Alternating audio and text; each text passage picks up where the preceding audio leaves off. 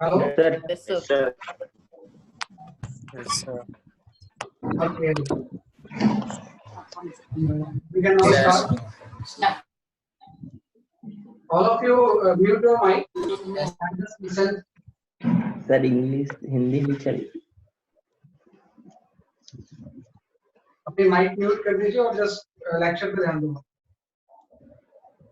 तो ये ऐसे क्लास में पढ़ा। There is not much difference. Okay, so we now start lecture because this is short. 5 minute से कुछ ज्यादा ही हो चुके हैं। तो we start with lecture. तो जो सबसे पहले 12th में हम चैप्टर स्टार्ट करते हैं, we start with the electrostatics. Right? This is going to be the first lecture of electrostatics.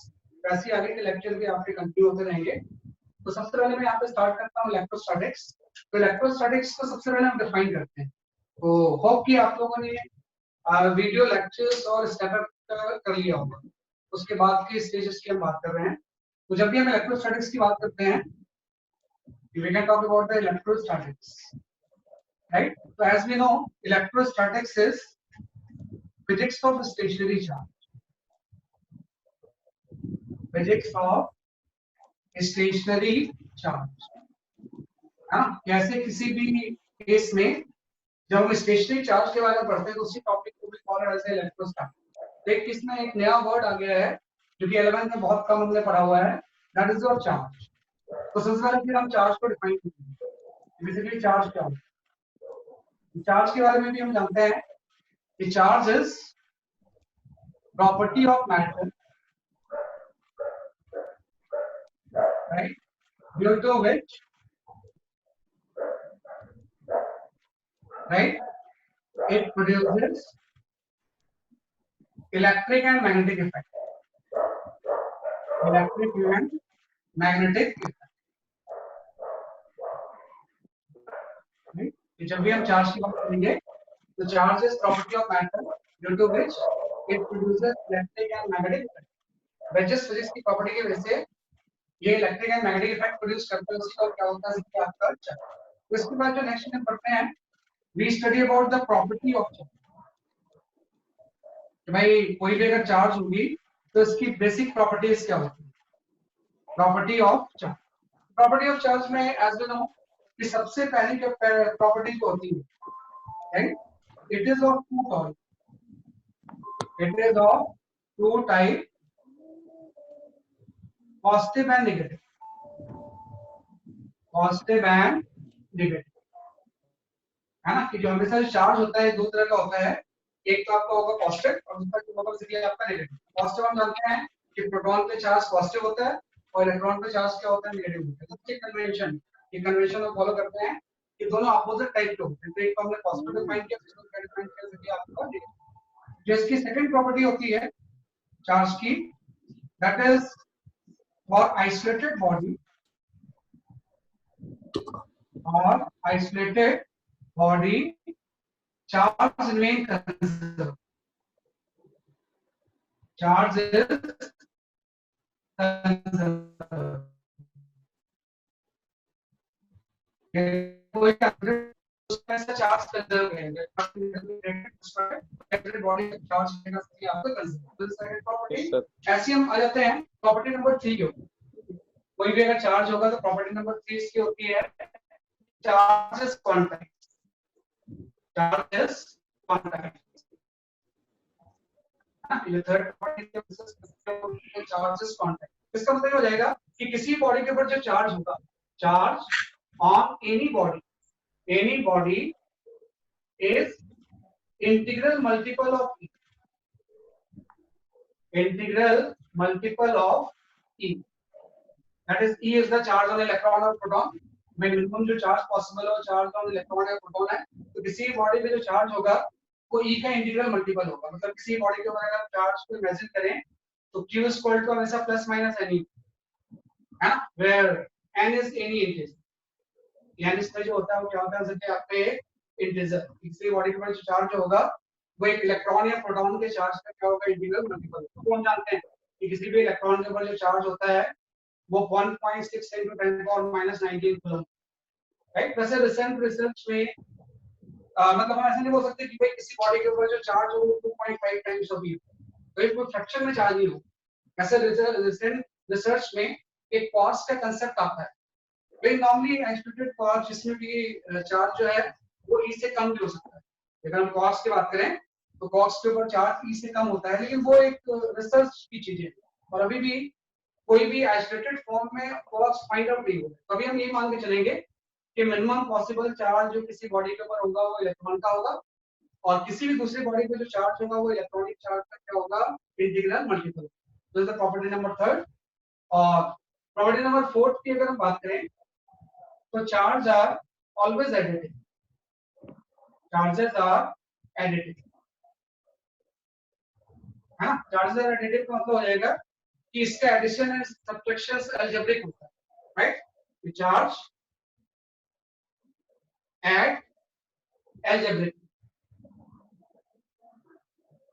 है ना, कि इसका जो एडिशन या सब्ट्रैक्शन होगा वो हमेशा कैसा होगा, जैसे कि आपका अलजेब्रिक होगा, राइट। कि इसका मतलब सिंपल सा हो गया, किसी बॉडी के ऊपर चार्ज अगर 3 है, एक बॉडी के ऊपर +3 और दूसरे के ऊपर बॉडी के ऊपर मान लो चार्ज जो है -2 ही, अगर हम दोनों को कंबाइन कर दें तो नेट चार्ज जो हो जाएगा सिंपल सम है ना। जो नेट चार्ज होगा, ये चार्ज और एडिटिव का मतलब हो जाएगा कि किसी बॉडी के ऊपर चार्ज अगर +3 है उसको अगर हम -2 ही और दे दें तो बॉडी के ऊपर जो नेट चार्ज होगा वो प्लस ही बचेगा। जैसे एडिशन सब्ट्रैक्शन सिंपल होता है वैसे चार्ज भी क्या होता है, जैसे आपके अलजेब्रा के सिंपल रूल को फॉलो करते हैं। तो ये आपकी दो चीजें हमने पढ़ी कि rectangular spectrum basically physics of stationary charge है। तो सबसे पहले हमने एक चार्ज को डिफाइन किया और चार्ज की हमने प्रॉपर्टी, चार्ज की प्रॉपर्टी पढ़ने के बाद जो नेक्स्ट चीज हम इससे पढ़ते हैं, we study meaning of charge bond. जैसे हम वर्ड यूज करते हैं कि what is the meaning of charge bond, कि कोई भी अगर चार्ज बॉडी है उसका तो बेसिक मतलब क्या होता है, मीनिंग ऑफ चार्ज बॉडी है ना। कि कोई भी अगर चार्ज बॉडी है तो इसका बेसिक मतलब क्या है, राइट। तो फिर हम जानते हैं कि हर चीज में कुछ ना कुछ चार्ज होता है, ऐसे कोई थोड़ी चीज इस चीज में चार्ज नहीं है, फिर भी हम बोलते हैं इस बॉडी में पॉजिटिव चार्ज है, इस पे नेगेटिव चार्ज। तो मीनिंग ऑफ चार्ज बॉडी इसका मतलब हो जाएगा excess of one type of charge, one type of charge over another, over another। तो जब भी excess of one type of charge over another होगा तो हम बोलेंगे बॉडी चार्ज। लाइक हम तीन तरह की बॉडी डिफाइन कर सकते हैं। एक तो बॉडी हो गया जैसे कि आपकी न्यूट्रल, तो अगर कोई बॉडी न्यूट्रल है तो equal number of proton and neutron, equal number of proton and neutron, proton and electron. अगर कोई बॉडी न्यूट्रल है तो जितना उसमें पॉजिटिव चार्ज होगा उतने क्या होगा, जितना नेगेटिव चार्ज होगा, तो नेट चार्ज 0 होगा, बॉडी को हम क्या बोलेंगे, जैसे कि आपका न्यूट्रल। अगर कोई बॉडी पॉजिटिवली चार्ज है, राइट, तो इसमें एक्सेस प्रोटॉन, यस सर, इसमें आपके एक्सेस प्रोटॉन है ना। और कोई बॉडी अगर नेगेटिवली चार्ज है तो उसमें एक्सेस इलेक्ट्रॉन, इसमें क्या होगा, जैसे कि आपके एक्सेस इलेक्ट्रॉन है ना। तो अगर दोनों चीजें सेम है तो ये बॉडी में ऐसा कोई चार्ज तो होगा, अगर पॉजिटिव और नेगेटिव इक्वल है तो न्यूट्रल, अगर इलेक्ट्रॉन कम है तो पॉजिटिव चार्ज, और इलेक्ट्रॉन अगर ज्यादा है तो बेसिकली वो बॉडी क्या होगा, जैसे कि आपका नेगेटिव चार्ज। तो जब भी हम चार्ज वर्ड यूज करते हैं उसका मतलब होता है क्या चीज एक्सेस है। अगर पॉजिटिव एक्सेस है तो पॉजिटिवली चार्ज, और अगर नेगेटिव एक्सेस है तो चार्ज कैसा होता है, जैसे कि आपका नेगेटिवली चार्ज, राइट। ये जस्ट मैंने बोला कि what is the meaning of charge. इसके बाद मीनिंग ऑफ चार्ज बॉडीज के पढ़ने के बाद हम ये पढ़ते हैं कि what is the method of charge, कि भाई कोई भी अगर चार्जिंग होगी तो चार्जिंग के बेसिक मेथड क्या होगा। ये नेक्स्ट चीज हम यहाँ पे डिस्कस करते हैं, वो discuss the method of charge, right, कि किसी बॉडी को हम कितने तरह से चार्ज कर सकते हैं, what is the method of charge. Method of charging में भी जानना कि जब भी हम मेथड ऑफ चार्जिंग पढ़ेंगे तो 3 मेथड से हम बॉडी को चार्ज कर सकते हैं। एक तो होता है, पहला जो मेथड होगा that is your charging by friction, charging by friction है ना। तो चार्जिंग बाय फ्रिक्शन हम जानते हैं कि जब भी हम दो बॉडी को रब करेंगे तो एक बॉडी से दूसरे बॉडी में चार्ज है ना। एज फॉर एग्जांपल अगर मैं यहाँ पे किसी भी दो बॉडी को इस तरह से रब कर रहा हूँ, दोनों इनिशियली न्यूट्रल है ना, हो सकता है कि इलेक्ट्रॉन को हम एनर्जी इम्पार्ट कर रहे हैं तो यहाँ से कुछ इलेक्ट्रॉन इसमें ट्रांसफर होंगे, तो जैसे इलेक्ट्रॉन ट्रांसफर होंगे तो यहाँ पे ये बॉडी नेगेटिव चार्ज हो जाएगी, और जहां से इलेक्ट्रॉन जाएंगे वो चार्ज कैसा हो जाएगा, जैसे आपका पॉजिटिव। कई बार हम ये प्रैक्टिकली भी ये चीजें लाइफ में एनकाउंटर करते हैं है ना, कि भाई जब भी आप रब करते हो तो एक बॉडी से इलेक्ट्रॉन दूसरे बॉडी में ट्रांसफर होता है, तो जिसमें इलेक्ट्रॉन जाता है उसमें एक्सेस इलेक्ट्रॉन होगा, नेगेटिव चार्ज, और जहां से इलेक्ट्रॉन जाएगा वहां पे चार्ज कैसा हो जाएगा, जैसे आपका पॉजिटिव। ये पहला एग्जांपल हो गया चार्जिंग बाय फ्रिक्शन। सेकंड हो जाएगा charging by conduction. Second method होता है चार्जिंग बाय कांटेक्ट है ना, किसी को कई बार हम बोलते हैं चार्जिंग बाय कंडक्शन है ना, कि भाई कंडक्शन के थ्रू भी एक बॉडी से दूसरी बॉडी क्या होती है, चार्ज। एज फॉर एग्जांपल आपने बोला ये कोई बॉडी है, इसके ऊपर नेगेटिव चार्ज है ना, सपोज इसके ऊपर चार्ज -2 है, इससे आप थ्रू ए वायर एक दूसरी बॉडी को अटैच कर देते हैं कि जो कि न्यूट्रल है ना, एक बॉडी के ऊपर -2 चार्ज है और ये बॉडी आपकी न्यूट्रल, और दोनों सेम साइज की है, आइडेंटिकल। तो जैसे हम यहाँ पे कनेक्ट करेंगे, यहाँ से इलेक्ट्रॉन माइग्रेट है ना, जब भी दोनों को किसी स्विच के थ्रू क्लोज करेंगे तो यहाँ से इलेक्ट्रॉन क्या होंगे, तो इससे इलेक्ट्रॉन कम होंगे, इसमें इलेक्ट्रॉन इंक्रीज होंगे, और दोनों बॉडी अगर आइडेंटिकल है तो ये प्रोसेस तब तक चलता रहेगा जब तक कि दोनों में हाफ हाफ नहीं, इस पे -q/2 मिलेगा और इस पे भी नेगेटिव चार्ज है, और ये भी क्या हो जाएगा, जैसे आपका -q/, राइट। एक तो रब करके, अब देखो रबिंग और इसमें डिफरेंस है, रबिंग में दोनों अपोजिट नेचर का चार्ज आता है, एक में नेगेटिव तो दूसरा में पॉजिटिव, लेकिन जो चार्जिंग बाय कांटेक्ट है इसमें दोनों का सेम नेचर का चार्ज है डिस्ट्रीब्यूट, अगर नेगेटिव है तो नेगेटिव यहाँ पे क्या, क्योंकि यही का चार्ज यहाँ पे फ्लो हो गया। अगर दोनों आइडेंटिकल बॉडीज हैं तो चार्ज हाफ हाफ क्या होते हैं, आपके डिवाइड। सेकंड आपका आ गया चार्जिंग बाय कांटेक्ट। थर्ड आपका आ जाता है यहाँ पे that is your charging by induction. Third method है चार्जिंग बाय इंडक्शन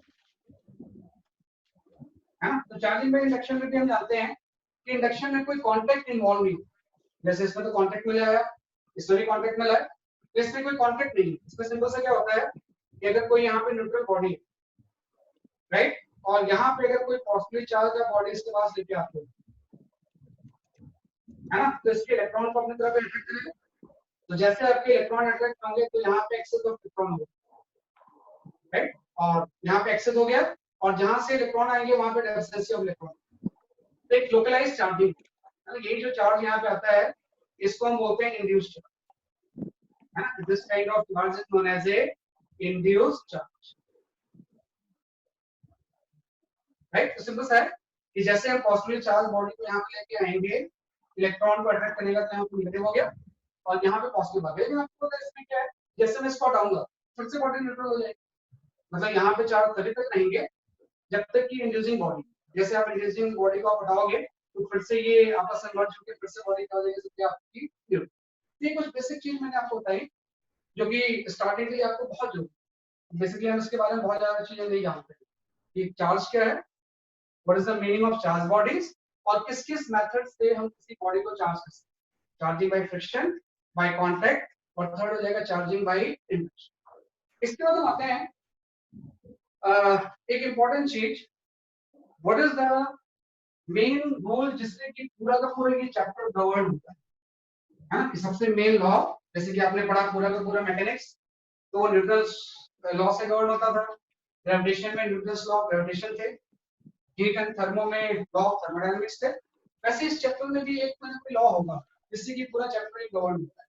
बेसिकली इसमें दो लॉ हैं, एक तो कूलम्ब्स लॉ और दूसरा गॉस लॉ, राइट। दोनों आपस में इंटरलिंक्ड हैं। तो पहले मैं यहाँ पे जो सबसे मेन लॉ है, we start with the Coulomb's, है ना, भाई सबसे मेन लॉ जिससे कि ये चैप्टर गवर्न होता है, that is known as Coulomb's, right. Again ये भी लॉ एक empirical law, empirical law means based on experiment.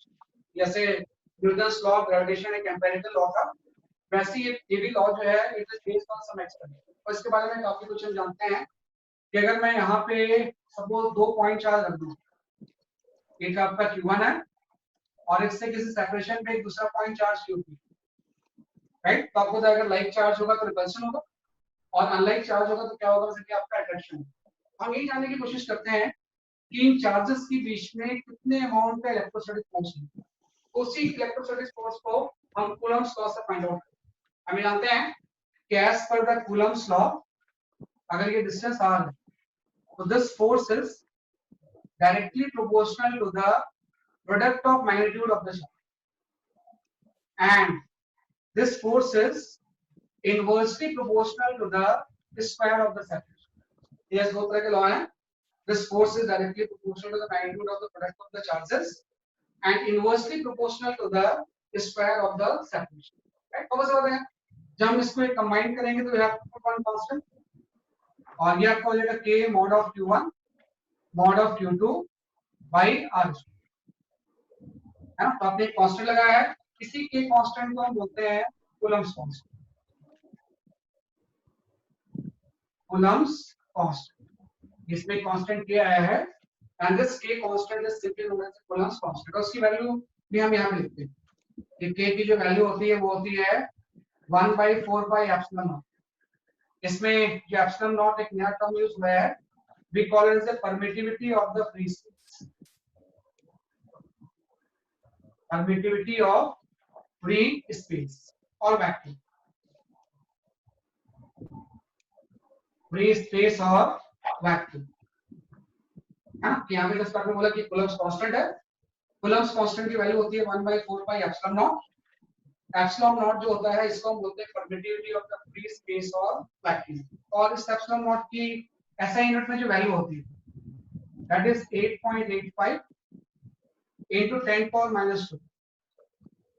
हाँ, जस्ट एक परमिटिविटी जो टर्म है ये मीडियम के इफेक्ट को शो करता है। अगर वैक्यूम होगा तो कुछ अलग फोर्स लगेगा, बीच में कोई दूसरा मीडियम होगा तो फोर्स की वैल्यू क्या होगी, डिफरेंट। तो ये एक ऐसा पैरामीटर है जो कि इफेक्ट ऑफ मीडियम को क्या करता है, वैसे आपका मेजर।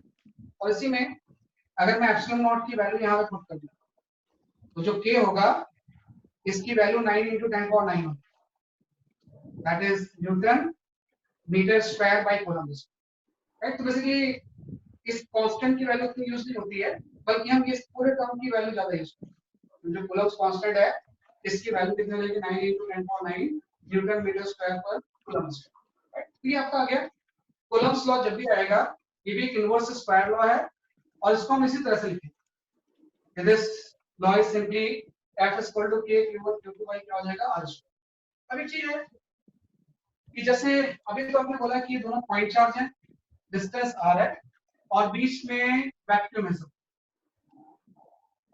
राइट। अब एक चीज आती है कि अगर इन दोनों के बीच में कोई मीडियम होगा तो किस तरह से फोर्स कैलकुलेट करें, राइट। तो मीडियम वाले फोर्स के लिए जस्ट हम ये करते हैं कि अगर इस केस में वैक्यूम के बजाय बीच में कोई मीडियम है ना, यहाँ पे आपका Q1 आ जाएगा, सेम आपका Q2, राइट। और यहाँ पे सपोज कोई भी दूसरा मीडियम आता है, मे बी वाटर हो सकता है, ऑयल हो सकता है, ग्लास कुछ भी चीज हो सकता है, राइट। तो अब इसके ऊपर नेट फोर्स चेंज होगी, हाँ। अब जब हम लिखेंगे तो थोड़ा सा मॉडिफिकेशन होगा, आप लिखोगे force is equal to 1/4 pi epsilon naught नहीं, बल्कि epsilon body into again mod of Q1 into mod of Q2 by R square। ये फोर्स की वैल्यू अब चेंज रहेगी F डैश। अगर वैक्यूम में सेम कंडीशन में फोर्स F था, तो जब मीडियम होगा तो इस परमिटिविटी वाले टर्म पे चेंज होने की वजह से जो आपने एप्सिलॉन नॉट यूज किया था उसकी जगह हम एप्सिलॉन यूज करें, यहाँ पे फोर्स का वैल्यू चेंज होगी। अब फोर्स की वैल्यू कितनी होगी F। और ये जो एप्सिलॉन होता है इसको हम बोलते हैं permittivity of the medium. This is simply known as a permittivity of medium, है ना। तो डिफरेंट मीडियम की परमिटिविटी क्या होगी, डिफरेंट होगी। एज फॉर एग्जांपल अगर हम बात करें एयर की परमिटिविटी ऑलमोस्ट 1 के इक्वल है, लेकिन अगर हम बात करें वाटर की परमिटिविटी जो होती है वो 80 होती है। अगर हम बात करें ग्लास की जो परमिटिविटी होती है वो 6 होती है। तो अगर डिफरेंट मीडियम चेंज होंगे तो फोर्स की वैल्यू चेंज होगी। तो सिंपल सा यहाँ पे टर्म आ गया कि पहले F फोर्स था, F डैश हो गया आपका। अगर मीडियम है तो उसकी परमिटिविटी और बात है, इन दोनों को अगर मैं कंपेयर करूं, यहां से मैं F डैश और F का अगर मैं रेशियो निकालूं, राइट, F डैश और F का अगर मैं रेशियो निकालूं, या आप उल्टा कर लो कि F डैश और F का अगर आप रेशियो निकालो, ये आपको हो जाएगा epsilon by epsilon not E upon E naught। E upon epsilon या बाई जो आएगा इसके आपका एप्सिलॉन नॉट हो जाएगा, राइट। तो ये जो टर्म आता है ना, ये एप्सिलॉन नॉट बाई एप्सिलॉन का, राइट। मैं क्या से रिवर्स लिख दिया, जैसे हम इसको डिफाइन करेंगे, हाँ, ये आपका F डैश बाई F है तो एप्सिलॉन नॉट ऊपर होगा, ये एप्सिलॉन, राइट। तो ये जो टर्म आया है ना, इस टर्म्स को अगर हम डिफाइन करें इस तरह से, तो ये जो टर्म आया है इसी को हम बोलते हैं एप्सिलॉन नॉट, हाँ। यहाँ पे एक टर्म आ जाएगा आपका, इसी से डिफाइन करके इसको हम बोलते हैं रिलेटिव परमिटिविटी,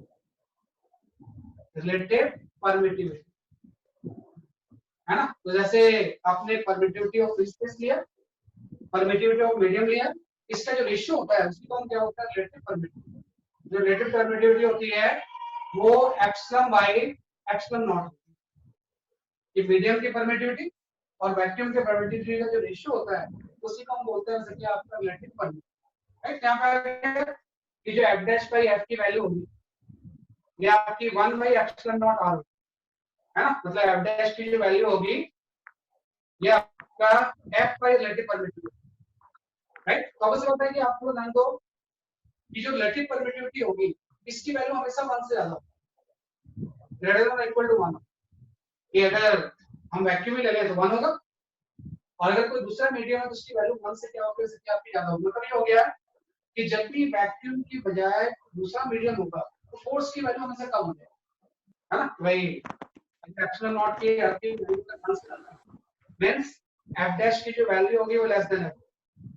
मतलब सेम कंडीशन में जितना फोर्स वैक्यूम में लगता है, अगर कोई मीडियम आ जाए तो फोर्स की वैल्यू क्या होती है, उसकी आपको रिड्यूस होती है, राइट। तो F डैश की वैल्यू लेस देन क्या हो जाएगी, F हो जाएगी। और इन दोनों में रिलेशन हम ये एक चीज ध्यान रखना, वैसे टर्म ठीक है, permittivity of the free space, permittivity of the medium, ratio is relative permittivity.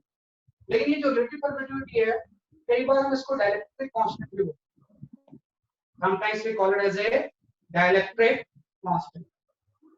और इस डायलेक्ट्रिक कांस्टेंट के लिए भी K जैसा वर्ड यूज होता है ना, एग्जैक्टली K नहीं बल्कि एक ग्रीक सिंबल होता है जिसको कि हम कप्पा बोलते हैं, लेकिन ऑलमोस्ट K जैसा यूज होता है। K भी सेम चीज है, रिलेटिव परमिटिविटी और डायलेक्ट्रिक कांस्टेंट क्या होता है उससे क्या सेम चीज है। और इस डायलेक्ट्रिक कांस्टेंट को हम लिख सकते हैं एप्सिलॉन बाय एप्सिलॉन, है ना। तो जो आपने यहाँ पे रिलेटिव परमिटिविटी यूज किया है, राइट, उसकी जगह पे ये सब चीजें हम यूज करेंगे। है ना, सबकी जो रिलेटिव परमिटिविटी है उसकी वैल्यू जैसे इस केस में 1 हो जाएगी, इस केस में 80 होगी, उस केस में क्या हो जाएगी, आपको 6 होगी, राइट। इस तरह का आ गया कि जब भी वैक्यूम में आप फोर्स कैलकुलेट कर रहे हो F, तो उसको रिलेटिव परमिटिविटी या इलेक्ट्रिक कांस्टेंट से जब डिवाइड करेंगे तो मीडियम का फोर्स है, जो कि वैक्यूम वाले फोर्स से हमेशा क्या होगा, बेसिकली आपका कम। तो मॉडल ऑफ द स्टोरी ये है कि हमेशा हम एफ डैश की वैल्यू एफ बाई राइट के पुट करते हैं, और ये ध्यान रखना ये के कूलम्स कांस्टेंट नहीं है, बल्कि ये रिलेटिव परमिटिविटी है, एसी को हम क्या बोलते हैं, डाइलेक्ट्रिक कांस्टेंट। ये ध्यान रखना कि कूलम्स कांस्टेंट नहीं है, बल्कि इसको हम क्या बोलते हैं, बेसिकली आपका डाइलेक्ट्रिक कांस्टेंट, डाइलेक्ट्रिक कांस्टेंट। तो जस्ट हमने डिस्कस किया कूलम्स लॉ के बारे में, भाई कोई भी चार्ज होंगे, चाहे फोर्स अट्रैक्टिव हो या रिपल्सिव हो, फोर्स की वैल्यू के की क्या हो जाएगी, आज। और उसमें अगर मीडियम चेंज होगा तो उस मीडियम चेंज के इफेक्ट को हम रिलेटिव परमिटिविटी से क्या करेंगे, बेसिकली आपका मेजर। अब हम आते हैं जैसे ये तो कूलम्स लॉ का स्केलर फॉर्म, राइट। इसके बाद जो नेक्स्ट चीज आप डिस्कस करते हो, वो सर डिस्कस ई की वैल्यू क्या होती है सर? किस चीज की वैल्यू? सर ई एप्सिलॉन एप्सिलॉन की वैल्यू। देखो ये चीज तो है आपकी रिलेटिव परमिटिविटी, राइट। अब आप आपने यस पढ़ा सर। जो रिलेटिव परमिटिविटी जो होती है वो तो एप्सिलॉन बाई एप्सिलॉन नॉट होती है। तो जब आप किसी मीडियम की परमिटिविटी निकालोगे, राइट, तो 80 को एप्सिलॉन नॉट से मल्टीप्लाई करना, उस मीडियम की परमिटिविटी आ जाएगी। अब समझ लीजिए ये तो रिलेटिव परमिटिविटी है, और ये होता है एप्सिलॉन बाई एप्सिलॉन नॉट। तो अगर एप्सिलॉन नॉट की वैल्यू हम जानते हैं 8.85 into 10 power minus 12 होता है, तो इसको अगर हम 80 से मल्टीप्लाई कर देंगे तो वाटर की परमिटिविटी आ जाएगी। अगर हम इसको 6 से मल्टीप्लाई कर देंगे तो इसकी परमिटिविटी आ जाएगी, ग्लास की परमिटिविटी आ जाएगी। और अगर एयर दिया हुआ है, एयर का टॉपिक थोड़ा सा बना है, तो relative permittivity of the medium और वैक्यूम दोनों के क्या होंगे, सेम, राइट। इस तरह से कैलकुलेट डिफरेंट मीडियम की परमिटिविटी निकालने के लिए हम रिलेटिव परमिटिविटी को एप्सिलॉन नॉट से क्या करेंगे, मल्टीप्लाई, राइट। सिंपल सा एक्सप्रेशन, ये जस्ट हमने इसमें डिफाइन किया। इसके बाद हम आते हैं, we discuss vector form of the coulombs, vector form of coulombs, हाँ भाई, कोई भी अगर coulombs law है, coulombs law को vector form क्या है, हाँ, क्योंकि अभी इससे तो हमने मैग्नीट्यूड निकाला, जैसे अभी मैंने जो डिस्कस किया है, इसमें मैंने डायरेक्शन की तो बात की नहीं, मैंने बोला ये हो जाएगा k into mod of 1 mod of q2 by r square, right. अब आपको डायरेक्शन के साथ coulombs law लिखना है। डायरेक्शन के साथ लिखने का मतलब ये है कि एक पॉइंट चार्ज मैंने यहाँ पे Q1 लिखा, और एक दूसरा पॉइंट चार्ज हमने लिख लिया Q, राइट। अब यहाँ पे आपको निकालना है what is the F21 vector. F21 vector का मतलब हो जाएगा कि what is the force on the second with respect to first, first की वजह से सेकंड के ऊपर कितना फोर्स है, उसी को हम बोलते हैं F21।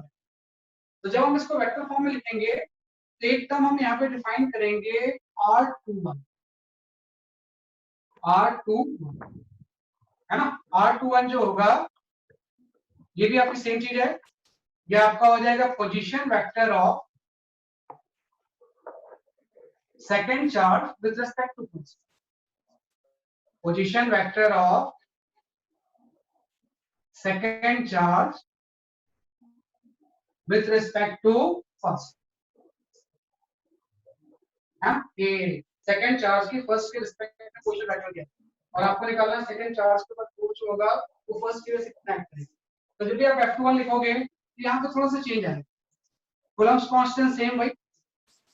अब चार्ज का मॉड आप हटा दो, जब भी हम वेक्टर फॉर्म में यूज करते हैं तो चार्ज को उसके साइन के साथ, अगर Q1 पॉजिटिव है तो पॉजिटिव, Q2 नेगेटिव है तो नेगेटिव, है ना। तो यहाँ पे साइन के साथ पुट करना है तो हम ये मॉड हटा देते हैं, ये आपका हो गया Q1 and Q2 bye R।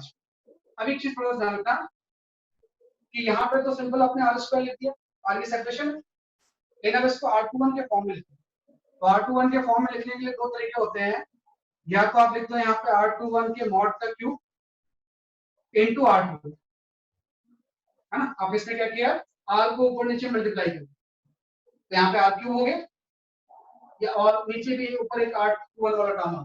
वही चीज आगे कि जो डायरेक्शन R21 की होगी, अगर ये दोनों का प्रोडक्ट पॉजिटिव है तो वही डायरेक्शन R21 की होगी। R21 वेक्टर कुछ भी आपको दिया होगा और जो डायरेक्शन R21 का वेक्टर का होगा, अगर ये प्रोडक्ट पॉजिटिव है तो वही डायरेक्शन किसकी हो जाएगी? F21।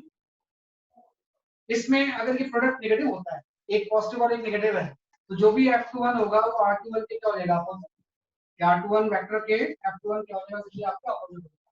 एक तो तरीका ये है कि ज्यादा अच्छा है कि आपने R ऊपर नीचे मल्टीप्लाई कर दिया, यहाँ पे R क्यूब होगा और यहाँ पे एक और R वेक्टर आ गया। कई बार हम क्या करते हैं कि मल्टीप्लाई ना करके इसको यूनिट वेक्टर के टर्म्स में, आप इसको लिखोगे K21 Q2, ये R21 वेक्टर नहीं बल्कि R21 यूनिट वेक्टर भाई।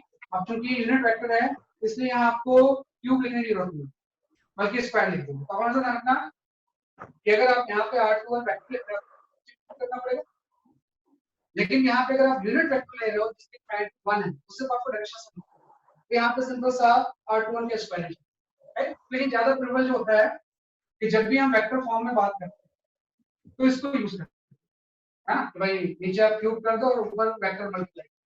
अब एक चीज आ गई, ये तो आपने निकाला है F21, अगर मुझे F12 निकालना है तो आपको पता है कि F12 माइनस F21 के इक्वल होगा, Newton's third law.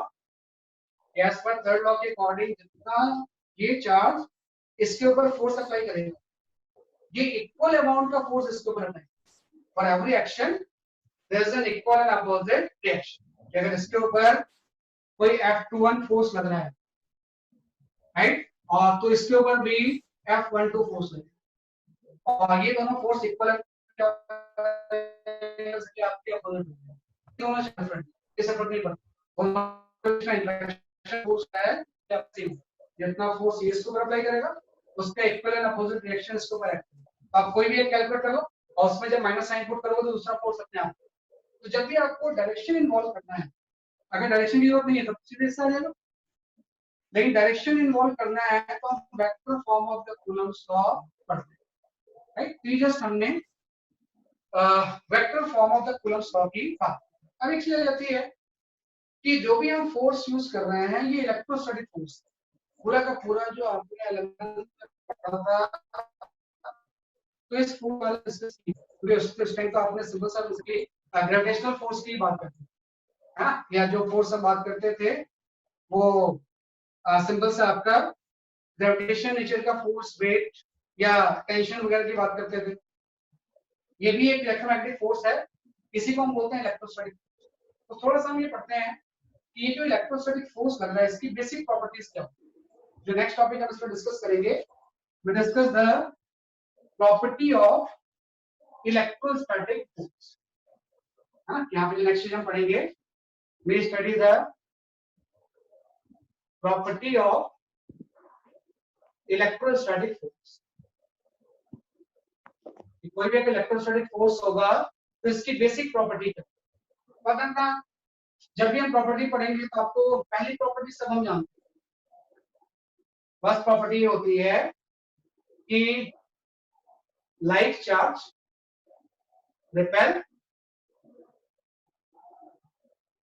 Right, and unlike charge attract. Unlike charge attract, हाँ, दोनों अगर एक नेचर के चार्ज है तो उसका रिपल्शन होगा, और अगर अनलाइक चार्ज है तो आपस में क्या करेंगे? Attract, right. सेकंड प्रॉपर्टी हो जाएगी कि electrostatic force is a conservative force,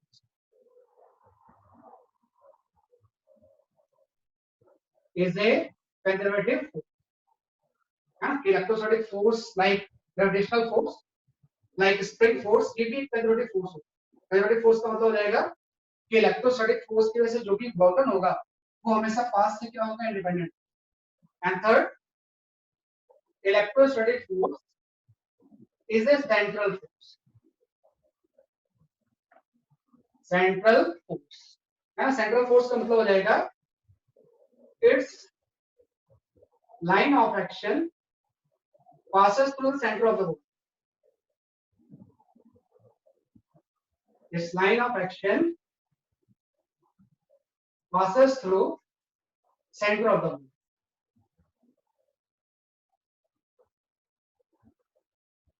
centre of body, है ना। ये दो जैसे चार्ज हैं, दोनों को हम ज्वाइन करेंगे तो उसके अलावा फोर्स एक्ट करता है ना। इसी को हम क्या बोलते हैं, सेंट्रल फोर्स।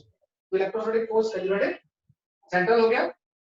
इसमें एक फोर्स आ जाएगा, हेलो,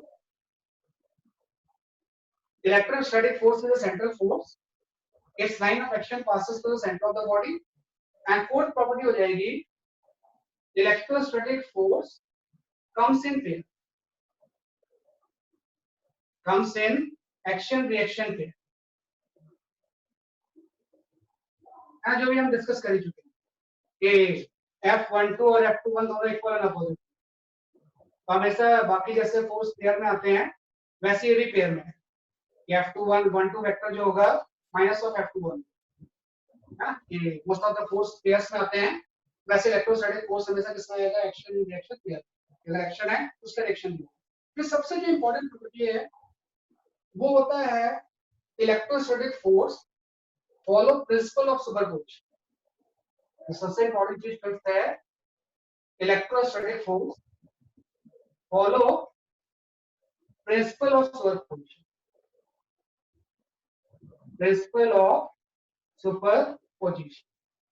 ये थोड़ा सा हम ग्रेविटेशन में पढ़ भी चुके हैं, तो सेम चीज है, राइट। इलेक्ट्रोस्टैटिक फोर्स जो है it follow the principle of superposition, ये सबसे इंपॉर्टेंट चीज। तो इसके बारे में थोड़ा सा हम डिस्कस करते हैं कि जो सुपरपोजिशन प्रिंसिपल होता है इसके कौन-कौन से दो स्टेटमेंट। कोई भी सुपरपोजिशन प्रिंसिपल है, इसका जो पहला स्टेटमेंट होता है वही होता है force between, right, two charges, two charges is independent of presence of third charge, presence of third charge, मैंने कहा जल्दी करने है ना। दो चार्ज के बीच में जो फोर्स होगा थर्ड चार्ज की प्रेजेंस से क्या रहेगा, जैसे आपका इलेक्ट्रॉन। देना मैसेज वाला, इसका सेकंड स्टेटमेंट है मैसेज वाले लिंक नेट फोर्स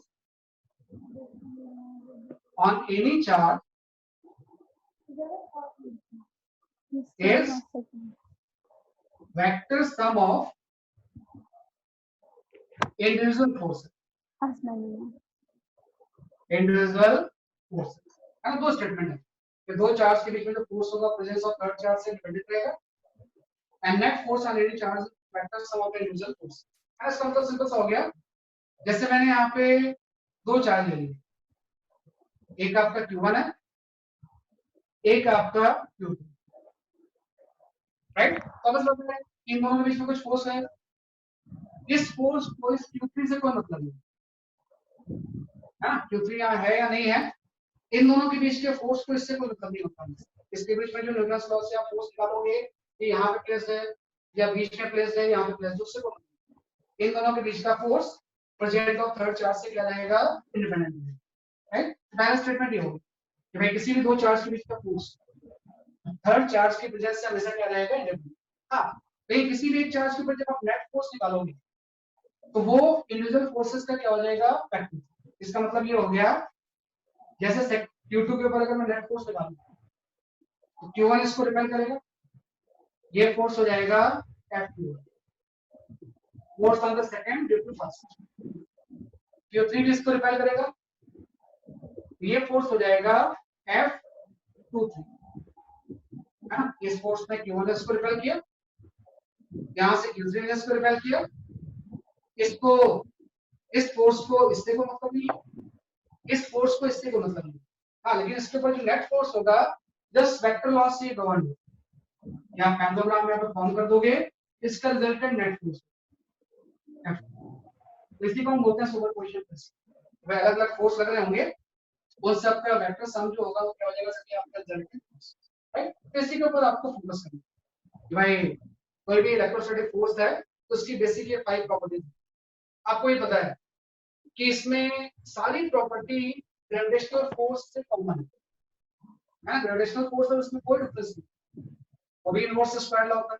सारी प्रॉपर्टी जैसे आपको पता है कि gravitational force is also conservative like electrostatic, gravitational force is also central like electrostatic force. Action reaction pair में भी आता है, एक मेजर डिफरेंस है ये, है ना भाई, ये अट्रैक्टिव रिपल्सिव दोनों हो सकता है, लेकिन ग्रेविटेशनल फोर्स हमेशा क्या होता है, अट्रैक्टिव। दो बॉडी मास के बीच में फोर्स होगा, it will always be attractive, उसमें कोई रिपल्सन जैसी चीज नहीं, राइट। ये ध्यान रखना कि भाई बाकी सारी प्रॉपर्टीज में ग्रेविटेशन जैसी है एक्सेप्ट, है ना, ग्रेविटेशनल फोर्स हमेशा क्या होता है, अट्रैक्टिव। तो ये हमने पढ़ा कुछ बेसिक प्रिंसिपल्स कि भाई चार्ज क्या होते हैं, कूलम्ब्स लॉ क्या होता है, और कूलम्ब्स लॉ से जो इलेक्ट्रोस्टैटिक फोर्स के बारे में बात कर रहे हैं उसकी basic properties.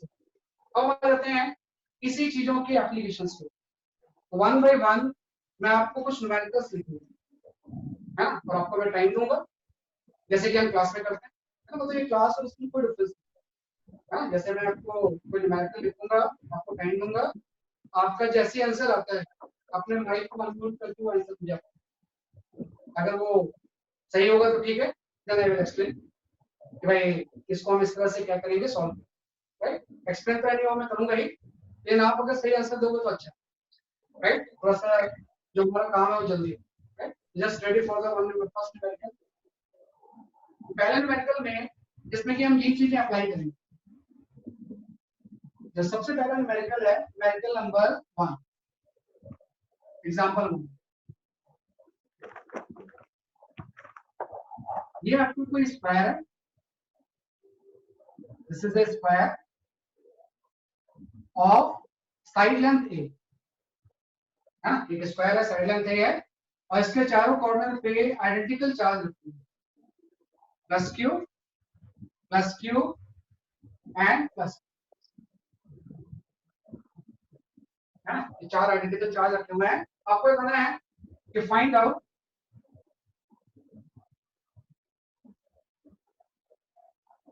magnitude of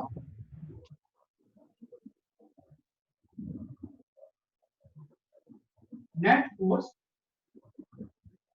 on any of the charge, any of charge, या जीरो नहीं, किसी एक चार्ज के ऊपर नेट फोर्स होगा, जीरो इज नॉट राइट। कोई भी चार्ज का आइडेंटिफाई कर लो, इसके ऊपर नेट फोर्स k थोड़ा सा square by 2a square into 2 root 2 plus 1. Sir 2 root 2 plus 1 times kq square upon 2a square. सही आंसर, करेक्ट आंसर, ठीक है ना। सब लोग ट्राई करो, जस्ट ट्राई। क्या फॉर्म है, फाइनल कॉपी लेके बैठना और पूरा नोट करना, जैसे आप क्लास में नोट करते हैं।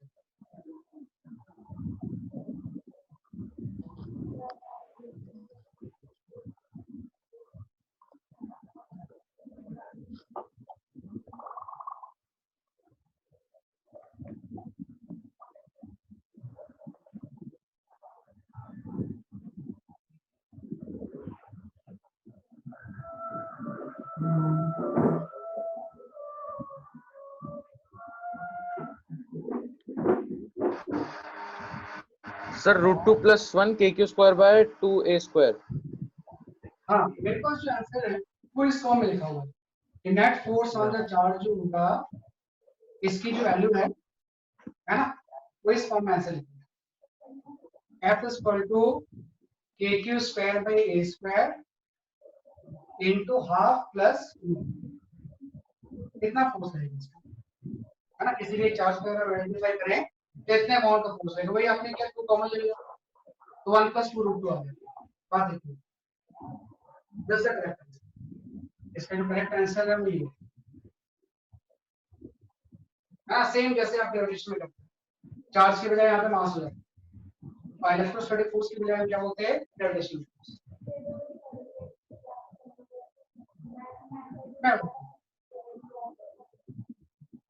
जैसे आप इसको सॉल्व करोगे कि मुझे निकालना है कि अगर चार्ज रखे हुए हैं तो किसी भी एक चार्ज के ऊपर नेट फोर्स की वैल्यू है। तो देखो जब भी ऐसे क्वेश्चंस आएंगे तो आपके पास 3 स्टेप्स होते हैं। फर्स्ट स्टेप इज, सबसे पहला जो स्टेप होता है वो होता है हम डायरेक्शन शुरू, ये जो फोर्स है उसकी बेसिक डायरेक्शन क्या होती है, सबसे पहला जो चीज है वो क्या होता है, डायरेक्शन। फिर हम डिफाइन करते हैं मैग्नीट्यूड, और थर्ड हो जाएगा we can talk about the vector, है ना। ये सबसे पहला डायरेक्शन, मैग्नीट्यूड, वेक्टर्स। तो हम देखेंगे सपोज मुझे इसके ऊपर निकालना है तो डायरेक्शन फोर्सेस के क्या होंगे। ये चार्ज इसको रिपेल करेगा विद सम फोर्स F, ये भी चार्ज इसको रिपेल करेगा विद सम फोर्स F, है ना। ये दोनों फोर्स सेम होंगे बिकॉज चार्ज भी सेम है और डिस्टेंस भी सेम। किसने रिपेल किया, किसने रिपेल किया। ऐसे ये डायगोनल से भी रिपल्शन, लेकिन ये फोर्स डिफरेंट होगा F dash because this distance is √2, हां ये वाली जो डिस्टेंस होगी वो कितनी हो जाएगी, √2 ये होगी। तो तीन फोर्स बचे, रिपल्शन, रिपल्शन, रिपल्शन। अब इसके ऊपर जो नेट फोर्स होगा इन सबका वेक्टर सम हम जानते हैं F और F का रिजल्टेंट कितना हो जाएगा, √2 है। तो हम लिख देंगे कि इसके ऊपर जो नेट फोर्स होगा ये आपका आ जाएगा F dash प्लस √2 और यहां से मैग्नीट्यूड की वैल्यू पुट कर दो। F dash का मैग्नीट्यूड हो जाएगा K Q1 Q2 by R square, ये √2 A स्क्वायर हो गया और यहाँ पे एक √2 टाइम्स आ गया। F की वैल्यू हो जाएगी K Q square by A square, है ना। F dash की वैल्यू में डिस्टेंस √2 होगी, F में डिस्टेंस कितना हो जाएगा, ये होगा। तो आपको ये करना है डायरेक्शन, वेक्टर सम और बाद में इसका हम क्या पुट कर देंगे मैंने। और इस बात है यहां से हम कॉमन ले लेंगे K Q square by A square. जैसे हम कॉमन लेंगे यहाँ पे आपका आ जाएगा √2 प्लस 1, ये आपका आ गया।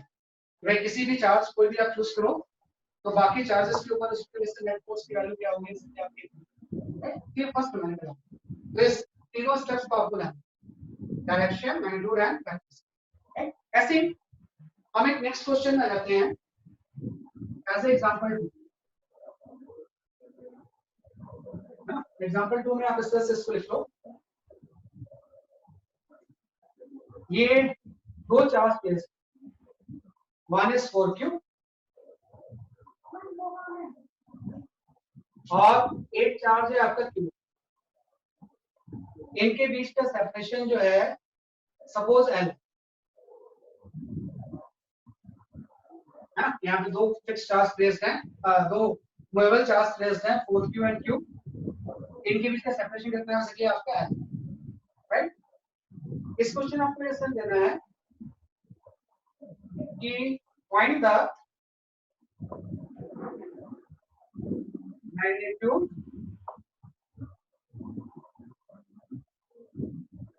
Nature and position of third charge placed between them, placed between them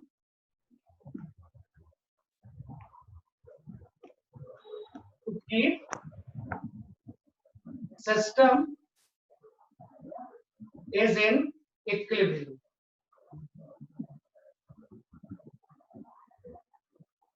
क्या करना है, define the magnitude, nature and position of third charge placed between them to keep the system is in equilibrium। भाई ये 4Q है, Q है, दोनों positive, L/3 यहाँ पे एक चार्ज हम प्लेस करें Q डैश, तो Q डैश की क्या वैल्यू होगी ताकि ये system equilibrium. Sir 12/3 4Q sir L/3 sir L/3 sir 12/3 होगी सर। L/3 होगी। नेगेटिव चार्ज होगा, सर नेगेटिव चार्ज। आप पोजीशन अगर ये 4Q से हम ले रहे हैं x, sir 12/3 L/3 sir, x equal to L/3 L/3Q से हो जाएगा सर, अच्छा, ओनली ये L। x कितना है? To keep the system is in equilibrium। Sir 12/3 12/3 x सही है। ये पोजीशन 12/3 होनी चाहिए।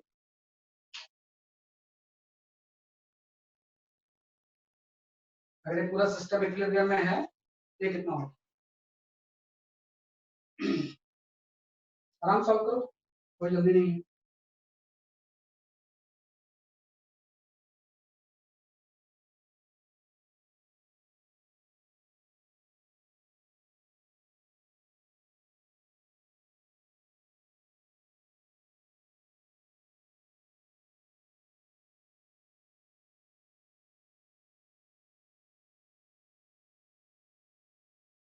दूसरी क्लास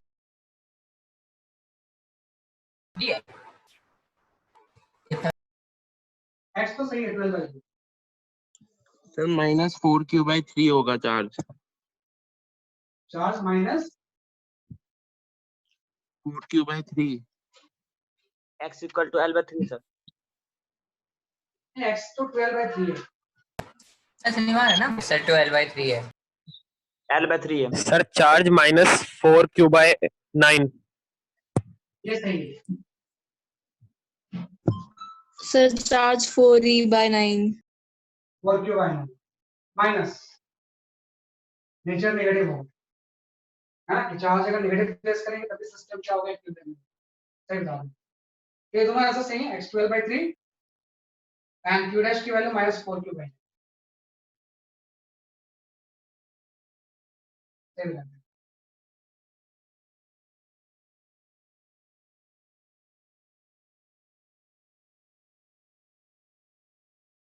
लेट मी एक्सप्लेन। देखो एक वर्ड आप ध्यान रखना, यहाँ पे एक वर्ड यूज किया है to keep the system is in equilibrium. System is in equilibrium का मतलब सिर्फ q डैश नहीं, ये q भी इक्विलिब्रियम में होना चाहिए, 4q भी इक्विलिब्रियम में, पूरा सिस्टम है ना। क्योंकि आपको पता है अगर q डैश को इक्विलिब्रियम में रखना है वो तो आसान है, आप कोई भी चार्ज अगर इस डिस्टेंस पर रखोगे तो वो इक्विलिब्रियम में रहेगा। पहले तो हम q डैश के इक्विलिब्रियम की बात करते हैं। तो आपको पता है इस q डैश को पॉजिटिव पर अज्यूम कर लो, ये 4q इसको रिपेल करेगा, तो इसके बीच में फोर्स हो जाएगा k 4q into q dash x square. आपको पता है अगर ये इक्विलिब्रियम है तो इसका रिपल्शन इसको बैलेंस करेगा, ये जो डिस्टेंस होगी वो L - x हो जाएगी, है ना। ये जो फोर्स होगा इन दोनों के बीच में ये हो जाएगा k q into q dash by L - x का होगा। तो आप देखो यहाँ से q डैश तो कैंसिल ही हो गया, इनफैक्ट q भी कैंसिल हो गया, k भी कैंसिल हो गया, इस x की वैल्यू आ गई। तो इससे जब हम सॉल्व करेंगे तो x की वैल्यू वही आ जाएगी 12/3, है ना। तो मतलब ये हो गया कि यहाँ पे आप कोई भी चार्ज रखोगे तो वो इक्विलिब्रियम में रहेगा। अगर ये डिस्टेंस हम 12/3 है, लेकिन यहाँ पे सिर्फ इसको इक्विलिब्रियम में नहीं रहना, बल्कि इसको भी मूव नहीं करना, इसको भी मूव नहीं, तो पोजीशन तो आ गई। अब हम बात करेंगे किसी दूसरे चार्ज के इक्विलिब्रियम कि भाई ये q डैश कितना होना चाहिए ताकि ये q इक्विलिब्रियम में। तो आपको पता है इस q डैश और q के बीच का फोर्स आप निकालो, तो ये फोर्स हो जाएगा k q into q dash by L - x का होल स्क्वायर। ऑब्वियस बात है q और q डैश और q के बीच का ऐसे हम निकालेंगे 4q एंड q के बीच, ये भी फोर्स आ गया, तो k 4q into q by L square. हाँ, पहले मैंने इसकी वजह से इसके ऊपर निकाला, फिर मैंने इसके बीच के फोर्स को इससे कोई मतलब नहीं है, फिर इसकी वजह से इसके ऊपर निकाला और दोनों को ऐड कर दिया। और आपको पता है अगर ये इक्विलिब्रियम में है तो इसके दोनों के फोर्सेस का सम क्या होना चाहिए। कोई भी अगर चीज इक्विलिब्रियम में होती है तो उसके ऊपर नेट फोर्स का सम क्या होता है, बेसिकली आपका 0। और आपको पता है कि यहाँ से x की वैल्यू हम जान चुके हैं, x की वैल्यू आप पुट करते हैं, तो यहाँ से आपकी जब आप q डैश निकालोगे तो कितना रहेगा और q इस तरह से हम इसको क्या करेंगे सॉल्व। पहले इसका इक्विलिब्रियम फिर किसी दूसरे चार्ज को, अगर ये इक्विलिब्रियम होगा तो ये अपने आप इक्विलिब्रियम, तो किसी भी दो चार्ज को इक्विलिब्रियम में आता तो जो थर्ड चार्ज होगा अपने आप आपको वो इक्विलिब्रियम। ये दो लाइन में इसको सॉल्व।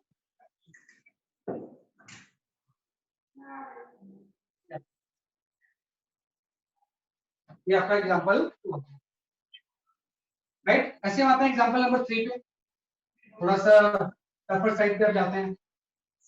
एक एग्जांपल 3 में जस्ट एक का एक इस तरह से है, ये दो बॉब है एम और चार्ज इसके ऊपर भी सेम क्लास और चार्ज की। तो आपको पता है दोनों में अगर चार्ज सेम हो तो रिपल्शन होगा, और ये इक्विलिब्रियम है, मास भी सेम है चार्ज भी सेम, तो रिपल्शन की वजह से किसी सेपरेशन के इक्विलिब्रियम में explain the line diagram. This angle is suppose theta, right?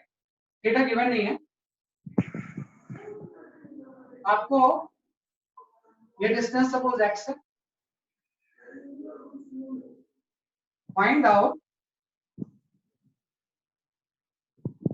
equilibrium separation. Equilibrium separation x if angle of deflection is small.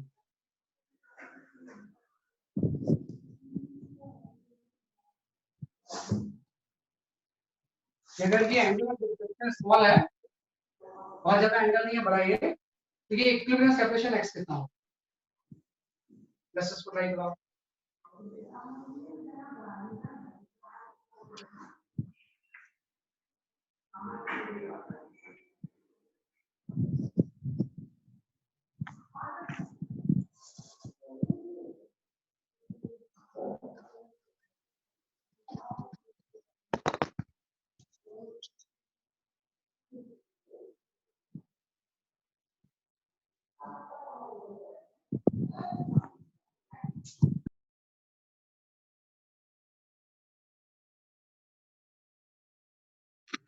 KQ square by mg root KQ square by mg.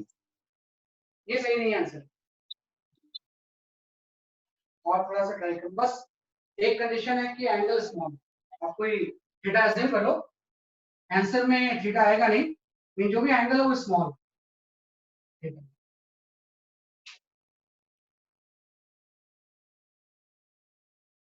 Sir 2L F by mg. नहीं F इसमें क्या चाहिए? F तो निकालना पड़ेगा electrostatic force. Sir cube root में आ रहा है सर. क्यूब रूट सही आंसर है, क्यूब रूट वाला. Sir KQ square L upon 2mg. थोड़ा सा गलत है, अगर उसकी लेंथ है क्यूब रूट में तो आंसर है, answer is in cube root.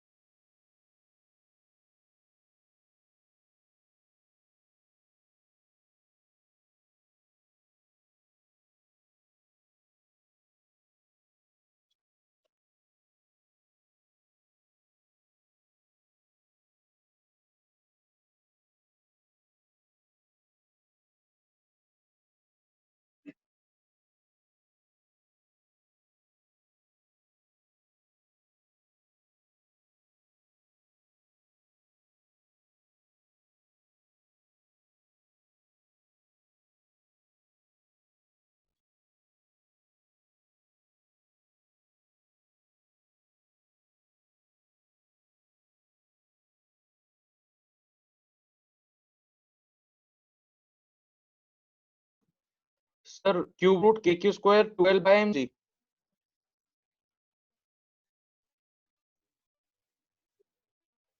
क्या बता रहे हो? फिर से एक बार सर बोलो. Cube root KQ square, sir cube root KQ square 12 by mg. हाँ ये सही है, हाँ ये बिल्कुल सही आंसर. x इक्वल टू हो जाएगा 2KQ square L by mg, इसका cube root. This is the correct answer. कई बार ये डेरिवेशन के एग्जाम में इट्स वेरी इंपॉर्टेंट क्वेश्चंस, कई बार जी इसमें भी इसके ऊपर क्वेश्चंस आ चुके हैं. राइट, ध्यान रखना इसमें कि x की वैल्यू हो जाएगी 2KQ square L by mg का क्यूब रूट आ जाएगा. बिल्कुल सही आंसर है. राइट, ये कैसे होता है मैं बताता हूं आपको. मैं थोड़ा सा मैकेनिक्स से इन्वॉल्व कर रहे हैं इसमें. राइट, देखो जब भी हम इस क्वेश्चन को सॉल्व करेंगे तो आपसे पूछा गया है कि अगर ये दोनों डिफ्लेक्ट होकर इक्विलिब्रियम में आ गए हैं तो ये इक्विलिब्रियम सेपरेशन x कितना होगा. तो सबसे पहले तो फ्री बॉडी डायग्राम बनाओ. यहाँ पे इस बॉब का फ्री बॉडी डायग्राम बनाओ तो आपको एक तो इसका वेट आ जाएगा, दूसरा स्ट्रिंग में टेंशन होगी, और तीसरा ये क्यू चार्ज इस क्यू को रिपेल करेगा।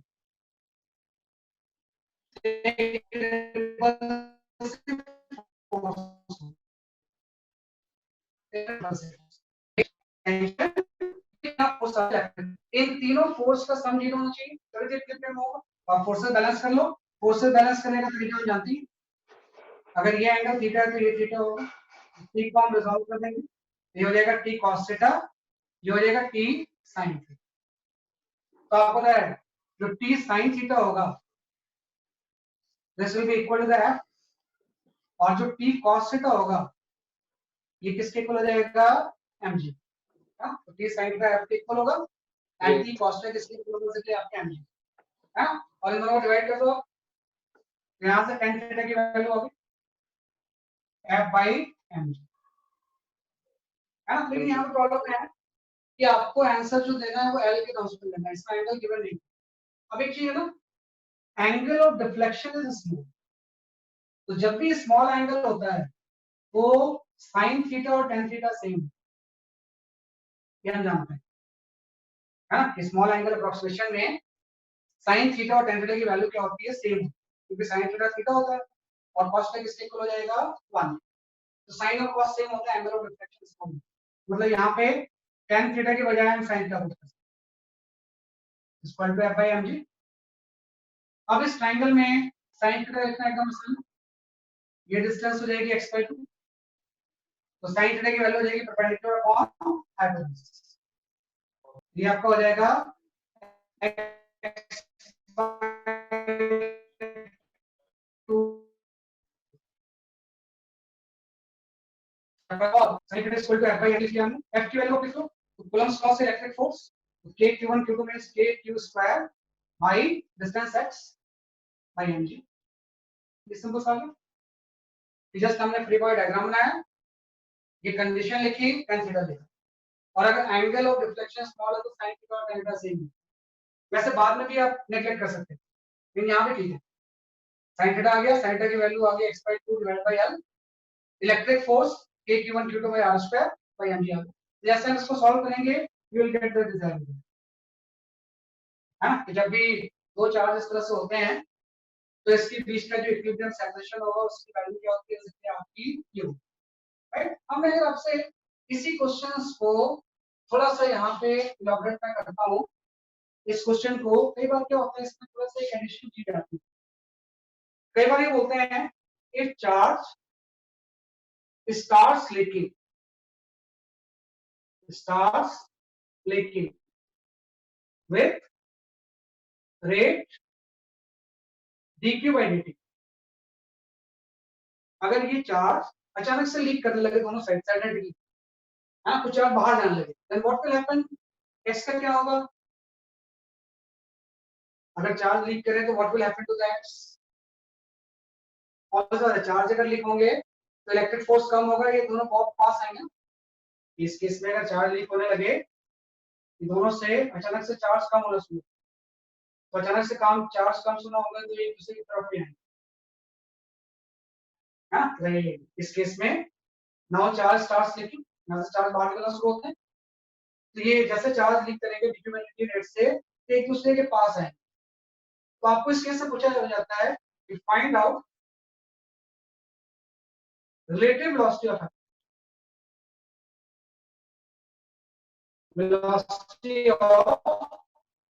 approach, भाई किस वेलोसिटी से ये दोनों चार्ज एक दूसरे के पास है, ना, क्या आपको निकालना हो तो फाइंड आउट कर रिलेटिव वेलोसिटी ऑफ है। तो कुछ नहीं है, आपने आधा क्वेश्चन तो सॉल्व कर ही रखा है, आपको x पता है, x की डिस्टेंस ही तो है, तो x से अगर रिलेटिव सेपरेशन है तो इसको डिफरेंशिएट करेंगे तो रिलेटिव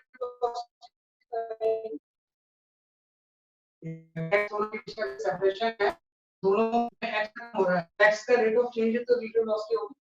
तो अगर जो आपसे relative velocity of the Apple पूछा गया है, मतलब आपसे क्या पूछा गया है, dx बाय dt, आप इस पूरी चीज को डिफरेंशिएट कर दो, इस पूरी चीज को डिफरेंशिएट करेंगे तो यहाँ तो dx बाय dt आ गया, और इस साइड पे चार्ज डिफरेंशिएट, क्योंकि चार्ज ही कम हो रहा है टाइम के साथ, यहाँ पे आ गया, बाकी जो कांस्टेंट टर्म्स है उसका ऐसे छोड़ो,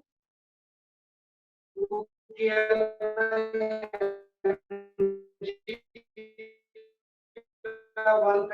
ऐसे हो गए।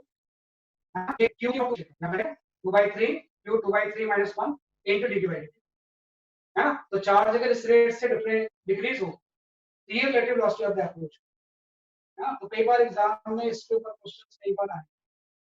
इस क्वेश्चंस का आंसर डेरिवेशन में आता है क्योंकि आपके स्कूल में पूछ सकते हैं। इसी को डिफरेंशिएट करके हम क्या निकाल सकते हैं, रिलेटिव वेलोसिटी ऑफ द, जैसे हम डिफरेंशिएट करेंगे तो ये आपका relative velocity of the, right. तो इस क्वेश्चन का ये सब पार्ट, हाँ फर्स्ट क्वेश्चन तो वो था, सेकंड क्वेश्चन इसको लिखना।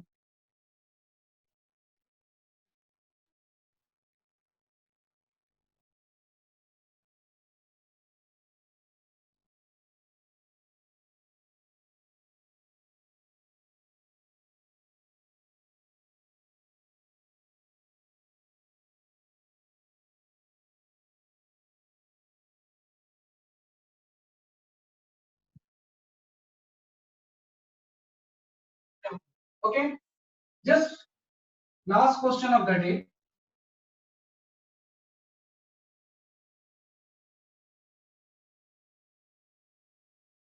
इसी पार्ट का भी पार्ट, फर्स्ट पार्ट आ गया था जिसमें कि आपने एक्स निकाला, सेकंड पार्ट में लिखने का कांसेप्ट आ गया, इसी का थर्ड पार्ट है ना। सेम क्वेश्चन, इफ ये जो भी सिस्टम है, इफ होल सिस्टम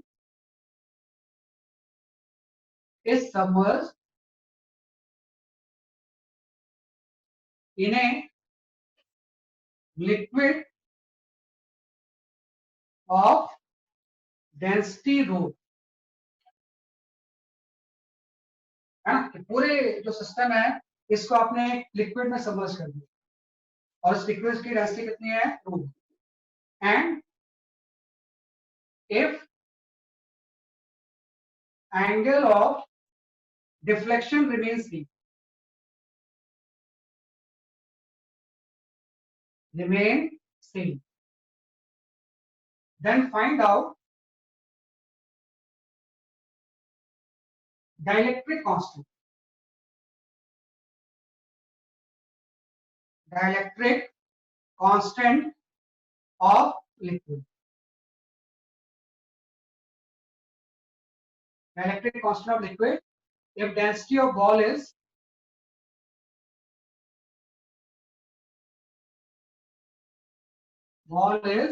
sigma, हाँ भाई लिक्विड की डेंसिटी रो है, ये जो बॉल है इसकी डेंसिटी सिग्मा है। लिक्विड में सबमर्ज करने के बाद भी अगर ये एंगल चेंज नहीं होता तो इस लिक्विड का डायरेक्टली कांस्टेंट क्यों नहीं होता, जस्ट राइट।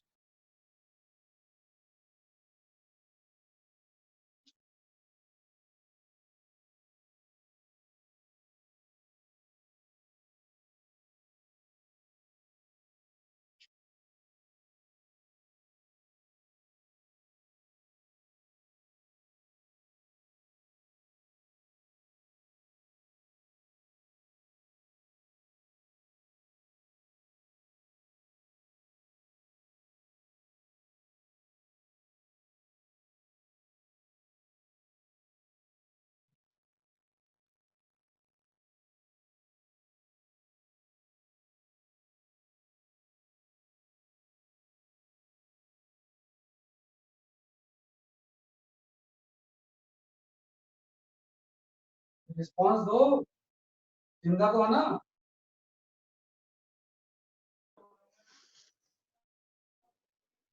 कर रहे हैं सर। हाँ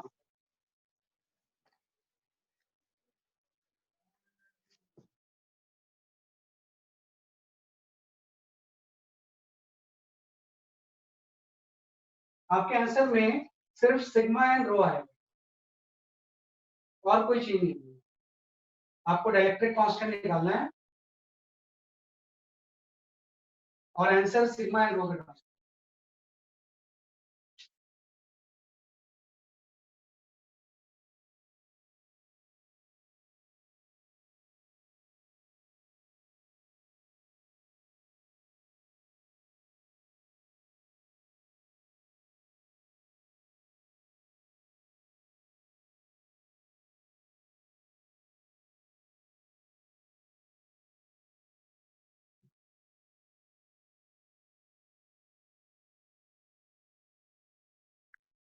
sir sigma minus rho by sigma. थोड़ा सा गलत आ रहा है, थोड़ा सा मिस्टेक है बस। Let me check answer also. कितना था आपने?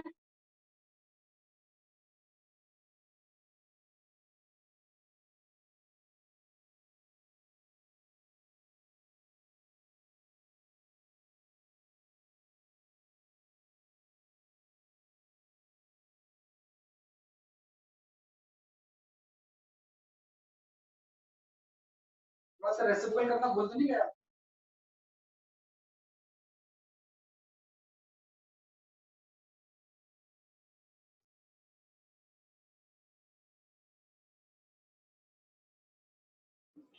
Sigma upon sigma minus 2. हाँ, ये सही answer. Sigma upon sigma minus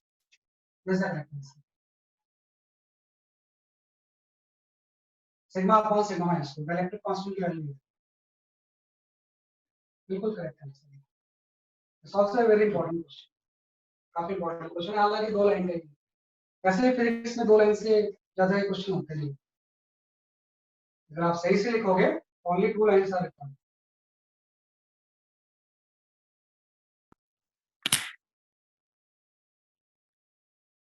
ठीक है, लेट मी एक्सप्लेन। इसे आंसर देखो, कुछ नहीं था। आपने अभी क्वेश्चन सॉल्व किया कि अगर वो बॉब इक्विलिब्रियम में होगा तो tan थीटा की वैल्यू जो होगी वो f/mg है। tan थीटा की वैल्यू किसके इक्वल रहेगी? f/mg। अब जब आप लिक्विड में सबमर्ज करोगे तो f किसमें कन्वर्ट हो जाएगी? एफ में। क्योंकि वैक्यूम में फोर्स अलग होता है, लिक्विड में डिफरेंट होता है। और mg के अलावा एक और फोर्स आ जाएगा, वो फोर्स हो जाएगा बाउंसी फोर्स। वेट लग रहा था, लिक्विड में सबमर्ज होगा तो एक बाउंसी फोर्स लग जाएगा। तो अब यहाँ पे जो नेट फोर्स होगा वो mg माइनस ये आपको पता है f कम होके f डैश हो गया, तो mg में भी f माइनस हो गया। और लेकिन थीटा सेम रहेगा। जस्ट स्टॉप सॉल्व करो कि भाई एंगल ऑफ डिफ्लेक्शन सेम है, वैक्यूम में f/mg था, इसमें f dash by mg minus क्या हो जाएगा? 1 से। बस इसमें आप वैल्यूज पुट कर दो। f आप ऐसे छोड़ दो, f डैश की जगह पे हम क्या पुट कर सकते हैं? f/k। अभी आपने पढ़ा अगर वैक्यूम में फोर्स f होता है तो f/k किसमें हो जाता है? जैसे कि आपका मीडियम के अंदर। और यहाँ पे हम y से फोर्स की वैल्यू पुट कर सकते हैं। y से फोर्स हो जाएगा ρ जी, है ना। यहाँ पे हम मास की वैल्यू पुट कर सकते हैं। ये जो बॉब का मास होगा वो सिग्मा इंटू v हो जाएगा। बाकी सारे टर्म्स कैंसिल हो जाएंगे, आपका सिर्फ k की वैल्यू बचेगी। जब आप कैलकुलेट करोगे तो exactly will get this k is equal to sigma by sigma minus. तो ये जस्ट हमने कुछ एग्जांपल्स। तो that is all for today. आज के लिए इतने काफी है ना। बस विद पासिंग डे हम और इम्प्रूव करेंगे, because it's all of the new situation आ गई है। तो we are not adopt to do live classes. लेकिन जैसे जैसे टाइम बीतेगा तो it will keep on improving, right. तो आपकी अंडरस्टैंडिंग भी और बेटर होगी। टाइम के साथ अपने आप ही इसको हम अडॉप्ट कर देंगे। ह्यूमन का सबसे बड़ी चीज यही होती है, वो न्यू सिचुएशन में अडॉप्ट कर लेते हैं, है ना। पहले हम फिजिकल क्लास लेते थे, उसके लिए हम फॉलो थी। जब हम इसे करेंगे अच्छे से इफेक्टिवनेस से अभी, तो इसको भी अडॉप्ट करेंगे, है ना। अडॉप्ट करने की बहुत इंपॉर्टेंट नेचर होनी चाहिए, वही चीज है बस। लेकिन एक चीज है कि सब चीजें सेम, नोट्स प्रॉपर्ली बनाना है, आपको एकदम सिंसियरली क्लास अटेंड करना है विदाउट एनी गैप। क्योंकि फिजिक्स में गैप होता है तो आप जानते हैं, जहां गैप हुआ कि फिर वो कनेक्टिविटी हट जाती है। पहली चीज है एकदम सिंसियरली क्लास अटेंड करना। सेकंड, हर चीज का नोट्स बनाना, राइट। और थोड़ा सा डेप्थ पे सेल्फ स्टडी करना। जैसे कि आज तो फर्स्ट क्लास थी, तो आज तो हमने कूलम्ब्स लॉ पढ़ा, कल हम इलेक्ट्रिक फील्ड के बारे में पढ़ेंगे। तो थोड़ा सा इलेक्ट्रिक फील्ड घर में पढ़ लो, है ना। Tomorrow will going to the start the about the electric, जो सेकंड लेक्चर में है। तो घर में इलेक्ट्रिक फील्ड के बारे में पढ़ो आप। उसके बाद जैसे वीकेंड्स आएंगे तो I will give you the assignments, भाई आपको होमवर्क देंगे, वो होमवर्क कंप्लीट करो, then again attend the class, right. That is all for today. अब आप लोग अपने माइक को अनम्यूट करके जस्ट गुड बाय बोल सकते। Bye sir. Good bye sir. Thank you sir, bye sir. Bye sir Thank you, sir. Bye. चलो बढ़िया से